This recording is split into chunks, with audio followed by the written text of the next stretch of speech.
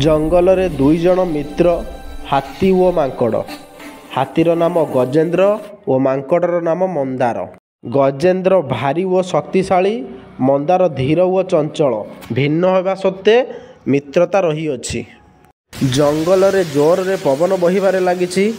ପରିସ୍ଥିତି ଉତ୍ତେଜନାମୟ ହେଉଅଛି। ଶିଶୁ ହରିଣ ଗଛ ଶାଖାରେ ଅଟକି ଯାଇଥାଏ, ତଳକୁ ପଡ଼ିପାରୁ ନଥାଏ।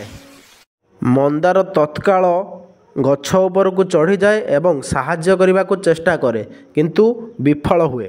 ମନ୍ଦାର ଗଜେନ୍ଦ୍ରଙ୍କୁ ଡାକି ସାହାଯ୍ୟ ମାଗେ। ଗଜେନ୍ଦ୍ର ତାଙ୍କ ଲମ୍ବା ଶୁଣ୍ଢ ଉପରକୁ ବଢ଼ାଇ ମନ୍ଦାର ଓ ହରିଣ ଶିଶୁ ଛୁଆଟିକୁ ସୁରକ୍ଷିତ ଭାବେ ତଳକୁ ଆଣିବାକୁ ଗଜେନ୍ଦ୍ର ଚେଷ୍ଟା କରେ।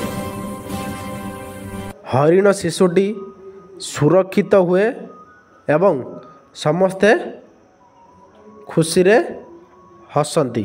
ତିନୋଟି କଥା, ଶକ୍ତି ଓ ଚତୁରତା ଦୁହେଁ ଦରକାର। ସହଯୋଗ ମହତ୍ତ୍ୱପୂର୍ଣ୍ଣ।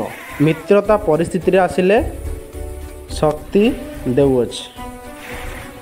ଗଜେନ୍ଦ୍ର ଓ ମନ୍ଦାରର ମିତ୍ରତା ଜଙ୍ଗଲରେ ଉତ୍କୃଷ୍ଟ ଉଦାହରଣ ଭାବେ ରହିଥାଏ।